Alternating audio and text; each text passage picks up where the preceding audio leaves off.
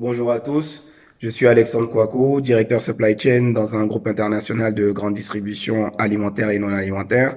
Je suis également président du mouvement de société civile Côte d'Ivoire Renaissance 2030, mouvement engagé auprès de la population ivoirienne, la population africaine en général, pour porter une voix, pour représenter les jeunes, la jeune génération africaine et ivoirienne surtout dans les années à venir. Hashtag AK 2030. Vous êtes dans le canapé confiné.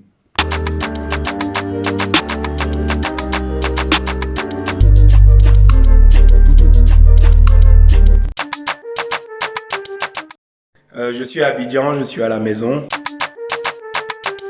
C'est le week-end, donc on va profiter au maximum de la famille, profiter des enfants. On reste sur place pour limiter nos déplacements, histoire de respecter les règles de sécurité et d'hygiène fixées par nos autorités.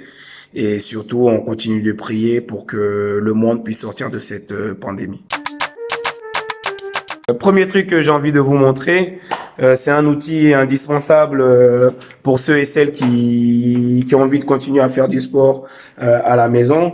C'est un vélo d'appartement, voilà, qui permet de garder la forme et puis de continuer à transpirer tout en respectant les règles de confinement. Deuxième truc, ben c'est pour les amoureux de la lecture, c'est ça. C'est un livre de développement personnel de Stephen Covey. Le titre, c'est Les 7 habitudes de ceux qui réalisent tout ce qu'ils entreprennent. C'est vraiment pas mal. Ça permet de prendre le temps dans ces moments calmes-là pour réfléchir aux actions qu'on peut mettre tout de suite en place quand tout reviendra à la normale. Comme tous les jeunes de ma génération, hein, j'ai cette influence-là du hip-hop, du rap américain, Snoop Dogg, Eminem, 50 Cent, tout ça. J'adore aussi le rap français, mais le vieux rap français, hein, le vieux, je sais pas trop, mais MC Solar, Diams, Cynic, voilà. Et j'ai cette chance-là d'avoir mon grand frère qui est beatmaker, producteur d'artistes hip-hop. Dricky D, pour ceux qui veulent aller chercher qui c'est, qui est pas mal, qui fait beaucoup de choses pour des artistes en Europe. Et avoir grandi auprès de lui m'a permis tout de suite d'avoir cette oreille-là et puis d'aimer vraiment ce rap-là. Et puis aussi mon frère Chris Carter, avec qui j'ai grandi et qui a cette fibre musicale-là et qui continue toujours de m'alimenter en son, en bonnes vibes, tout ça, quoi. Donc voilà. Le premier son que j'ai envie de vous faire écouter, c'est celui-là, hein, c'est Jojo le Barbu ivoirien qui est pas mal. Voilà, toi tu saches que Côte d'Ivoire là, c'est le meilleur pays au monde. Y'a pas l'homme. Alors, Ivoirien c'est l'auto. Ivoirien c'est Mougou. Donc voilà, ça c'est vraiment un son qui caractérise l'ivoirien qu'on connaît tous.